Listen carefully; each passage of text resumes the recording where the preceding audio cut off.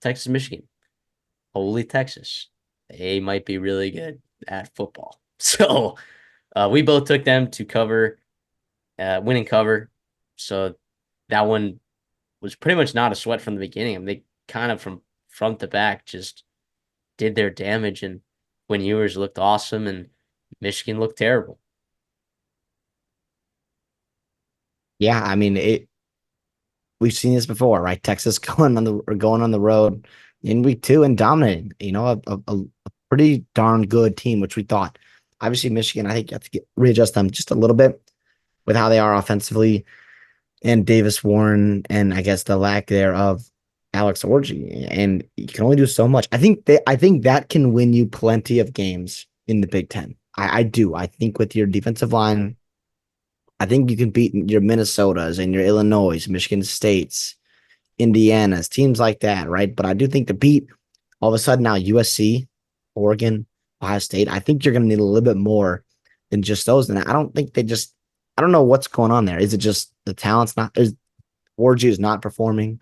Davis Warren, they just feel like he's the best chance to win because it feels like almost Cade McNamara esque, where it's like the guy that's hopefully not going to turn the ball over, although he had 2 interceptions. A guy that maybe doesn't scare you pushing the ball down the field, but can manage the game. You can have a really good defense and running game.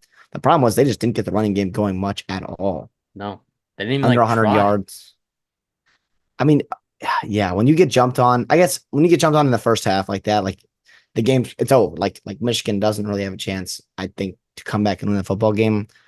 But again, hats off to Texas and what they did. They came out ready to go, and they didn't even run the ball great, which I guess no surprise because that D line for Michigan, that front seven is really, really good. But Quinn Ewers was unbelievable, right? Very impressed with Gunnar Helm, the tight end there. Obviously, Golden and Bond had theirs, and Blue was nice out of the backfield, but it was just big time throw at the big time throw for Quinn Ewers. I think he made himself a lot of money today.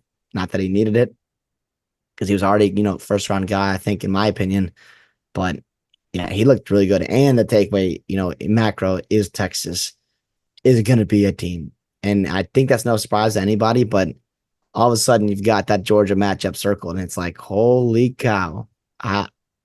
Is there any separation between these two teams? Is Texas the team that's going to be able to beat Georgia because of that O line, because of Quinn Ewers, because of Sark, right? And the way their defense looked in this game, it's going to be awesome. Now, obviously, Texas has to get there. You still got to beat a couple out of conference games, Mississippi State, Oklahoma, obviously rivalry game there. But the schedule, man, the way it's looking, it to me, 11-1 feels really, really good for Texas and a potential SEC championship game berth.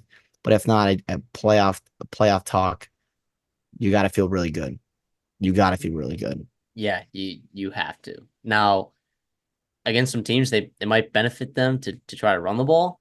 Like they're up in some games and they're not able to run the ball and put some things away. That can get scary, but I thought their defense played really well. Again, we don't really know how good it doesn't look like it's a very good offense for Michigan, but do we know how good Michigan's offense is, or do we know how good Texas's defense is? I don't think my questions about either of them have been completely answered. I'm fairly certain that Michigan's offense kind of stinks, and that's why I don't think I know how good Texas's defense is. So moving forward, something that I'm going to be definitely monitoring is what that defense is able to do, especially like that front seven, because it felt like they kind of stopped the run game, but at the same time, Donovan Edwards was averaging like 5 yards a carry. Khalil Mullings, they came out and ran the ball like 3 straight times with Khalil Mullings and got a first down, and then I don't know, or in the second half, and then I don't know what happened, and they just kind of went away from him. Yeah, just kind of a stinker for Michigan. It'll be interesting to see what they do going forward. Doesn't feel like a year where they're going to win the Big Ten, but they could still be a problem for a lot of teams, especially in like that middle to lower tier teams in the Big Ten. But feels like Ohio State might be licking their chops this year. So it'll be interesting. It'll be interesting moving forward with both of these teams. Yeah, but yeah, I think there's some serious problems with with Michigan, but Yeah. the Well, undercashed. It did. It did. They got dropped down all the way to 17. They dropped 7 points. The second biggest faller, as the first biggest was obviously Notre Dame, down 13 spots to 18, one spot below them. Texas gets moved up to number 2 in the AP poll ahead of Ohio State after their win over Michigan, which is, I think, totally fair, even though Ohio State's looked very, very good. Didn't cover in week 1, which is fine because at Akron. But regardless, so I was really impressed with how Texas. So obviously that you drive down and you look good in the first drive and you miss a field goal, whatever, right? And then boom, 3 and out, go down, score a touchdown. And then Michigan responds with a field goal, boom, touchdown. And then you get an interception. Then you kick a field goal. And then the fumble. Michigan's driving down to try to make it, one score game, being down 14 going into half. And then they fumble, boom, quick touchdown drive. I mean, really impressive. Like this, I know we learned this last year, but these are not your Texas teams of the last decade and a half. Like this is a different, culture. I think different mentality. Obviously, the talent is there in the trenches as well to back it up. Wow. I mean, Sark and they're really, really humming there, and pretty exciting to see, Texas to be able to do that.